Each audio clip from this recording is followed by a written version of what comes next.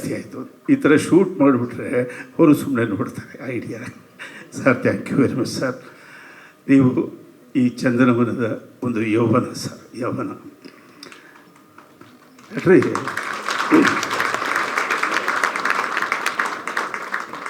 ಅವರು ಅಂದುಕೊಂಡಿದ್ದನ್ನು ಮಾಡಿದ್ದಾರೆ, ಅಂದುಕೊಂಡಿದ್ದನ್ನು ಮಾಡಿ ತೋರಿಸಿದ್ದಾರೆ. ಆಮೇಲೆ ನನ್ನನ್ನು ಇಮಿಟೇಟ್ ಮಾಡೋಕ್ಕಾಗೋದಿಲ್ಲ ಅನ್ನೋ ಮಟ್ಟಕ್ಕೆ ಅವರು ತಂತ್ರಜ್ಞಾನವನ್ನು ಉದ್ಯಮಕ್ಕೆ ಕೊಟ್ಟಿದ್ದಾರೆ. ಇವತ್ತು ಒಂದು ಪ್ರೇಮಲೋಕ, ಒಂದು ರಣಧೀರ ಥರದ ಚಿತ್ರವನ್ನು ಮಾಡೋಣ ಅಂತ ಕೂಡ ಒಬ್ಬರು ಕನಸರು ಕೂಡ ಯೋಚನೆ ಮಾಡಿಲ್ಲ ಕನ್ನಡದಲ್ಲಿನೂ. ಅಂಥ ಅಡ್ವಾನ್ಸ್ ಟೆಕ್ನಾಲಜಿಯಲ್ಲಿ ಇದ್ದಂಥ ವ್ಯಕ್ತಿ ಅವರು ನಮ್ಮ ಜೊತೆಯಲ್ಲಿದ್ದಾರೆ. ಅವರಿಗೆ ಬೆನ್ನೆಲುಬು ಅವ್ರ ತಂದೆ.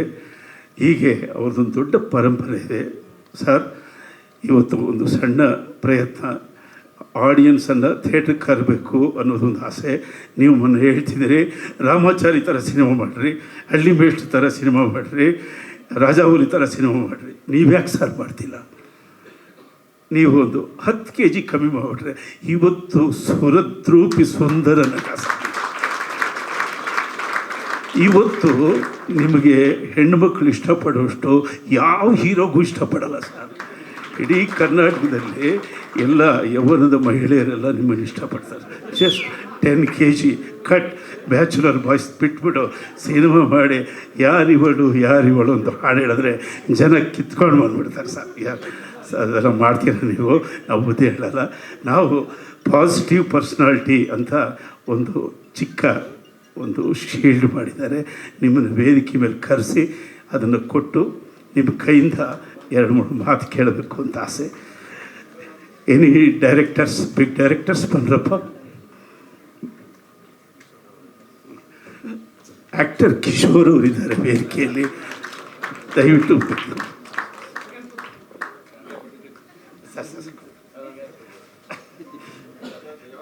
ಕಿಶೋರ್ ಸರ್.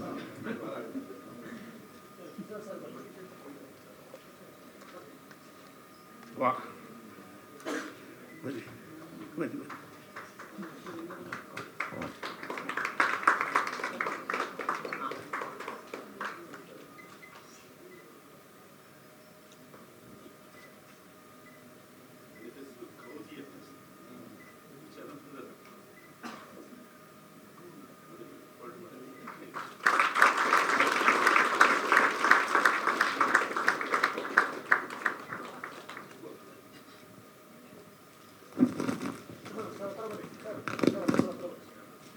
ಬರಲಿ ಚಪ್ಪಾಳೆ.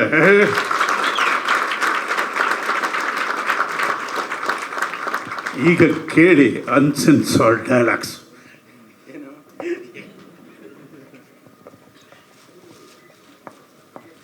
ನನಗೆ ಹೊಗಳಿದ್ರೆ ಮಾತೇ ಬರಲ್ಲ ರೀ. ನನಗೆ ಯಾರೋ ಹೋಗಿ ಎಲ್ರಿಗೂ ನಮಸ್ಕಾರ. ಜನರಲ್ಲಾಗಿ ಯಾವ ಫಂಕ್ಷನ್ಗೂ ತಡವಾಗಿ ಬರೋದಿಲ್ಲ ನಾನು. ಆದರೆ ಸಲಗೆಯಿಂದ ಹಂಸಲೇಖ ನನ್ನ ಹೆಸರು ಬಳಸ್ಬಿಟ್ಟಿದ್ರು.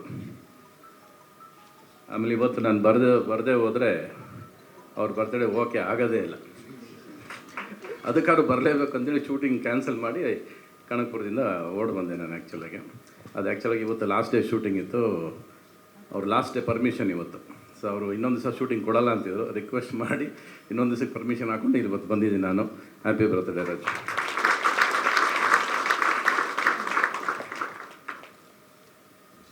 ನಾನು ಎಲ್ಲಿಂದ ಶುರು ಮಾಡಬೇಕನ್ನೋದೇ ಗೊತ್ತಾಗ್ತಿದೆ. ಈಗ ನೀವು ಇದನ್ನು ತೋರಿಸಿದ್ದಕ್ಕೆ ಶುರು ಮಾಡಲಾ ಇಲ್ಲ ಜನರಲಾಗಿ ಶುರು ಮಾಡಲ್ಲ ಅನ್ನೋದೇ ಗೊತ್ತಿಲ್ಲ ನನಗೆ ಇವಾಗ. ಒಟ್ಟಲ್ಲಿ ನಿಮ್ಮನ್ನು ನೋಡಿದ ತಕ್ಷಣ ಫಸ್ಟ್ ಆಫ್ ಆಲ್ ನನಗೆ ನೀವು ರಾಜನಾಗಿ ನನ್ನ ಪರದೆ ಮೇಲೆ ಮೆರವಣಿಗೆ ಮಾಡಿಸಿದ್ದು ನೀವೇ. ನನಗೆ ನಾನು ಏನೇ ಸ್ಟೇಜಲ್ಲಿ ಮೆರವಣಿಗೆ ಮಾಡಿದರೆ ಮೆರೆಸಿದ್ರೆ ಅದು ನೀವು, ನಿಮ್ಮ ಹಾಡುಗಳು ನನ್ನನ್ನು ಒಂದು ಕ್ರೇಜಿ ಕ್ಯಾರೆಕ್ಟರಾಗಿ ಕ್ರಿಯೇಟ್ ಮಾಡಿರೋದು. ಎರಡನೇ ಮಾತಿಲ್ಲ. ಎಲ್ಲಿಂದ ಶುರು ಮಾಡಬೇಕು ಅನ್ನೋದು ಒಂದು ಪ್ರಶ್ನೆ ನನಗೆ. ಒಂದು ಕೆಲಸ ಮಾಡಿ, ಎಲ್ಲ ಪ್ರಶ್ನೆ ಕೇಳ್ಬಿಟ್ರೆ ಹೇಳ್ಬಿಡ್ತೀನಿ ಅಷ್ಟೇ.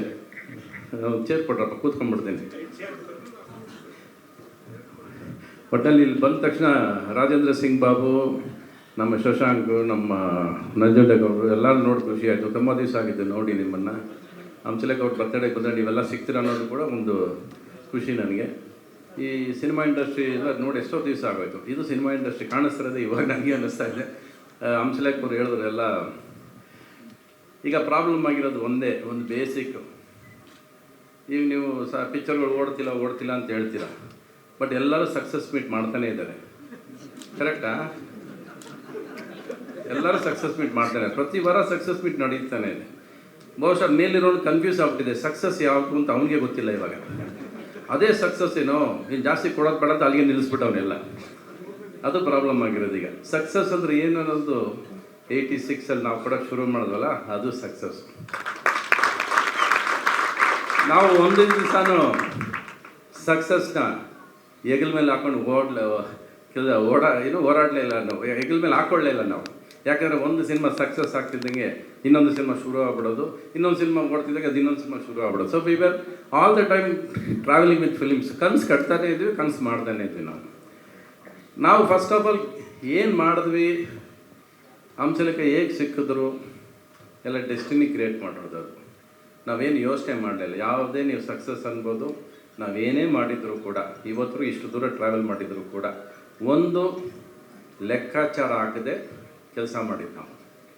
ಇವತ್ತು ಪ್ರತಿಯೊಂದು ಲೆಕ್ಕಾಚಾರ. ಇವತ್ತು ಸ್ನೇಹದಲ್ಲೂ ಲೆಕ್ಕಾಚಾರ, ಫ್ರೆಂಡ್ಶಿಪ್ಪಲ್ಲೂ ಲೆಕ್ಕಾಚಾರ, ಸಿನಿಮಾದಲ್ಲಿ ಎಲ್ಲ ಪ್ರತಿಯೊಂದಕ್ಕೂ ಲೆಕ್ಕಾಚಾರ, ಮಾತುಗಳಲ್ಲೂ ಲೆಕ್ಕಾಚಾರ ಹಾಕ್ಕೊಂಡೇ ಮಾತಾಡ್ತೀವಿ ಇವತ್ತು. ಆದರೆ ನನ್ನ ಇವರ ಸ್ನೇಹ ಮಧ್ಯೆ ಯಾವತ್ತೂ ಲೆಕ್ಕಾಚಾರ ಇರಲಿಲ್ಲ ನಮಗೆ.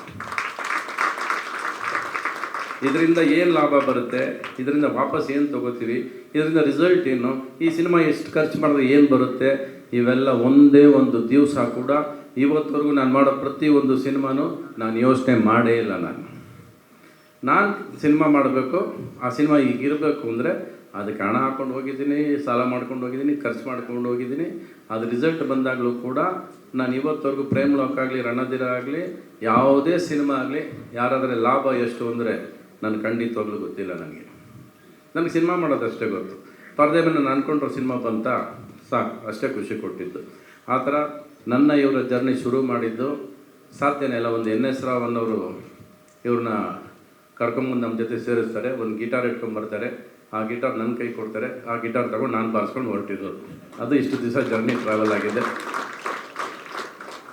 ಬಹುಶಃ ನನ್ನ ಅವರ ಸ್ನೇಹ ಕಲ್ಮಶ ಇಲ್ಲದ ಸ್ನೇಹ. ಅದು ನಾವ್ಯಾವತ್ತೂ ಇಬ್ಬರು ಹೆಗಲ ಮೇಲೆ ಕೈ ಹಾಕ್ಕೊಂಡಾಗಲಿ, ಇಲ್ಲ ಬಾರಲ್ಲಾಗಲಿ, ಇಲ್ಲ ಎಲ್ಲೋ ಕೂತ್ಕೊಂಡು ಹೋಗಿ ಅದು ಇದು ಏನೂ ಮಾಡಿಲ್ಲ ನಾವು. ಬರೀ ಸಿನಿಮಾ ಅಂತ ಯೋಚನೆ ಮಾಡಿದ್ವಿ.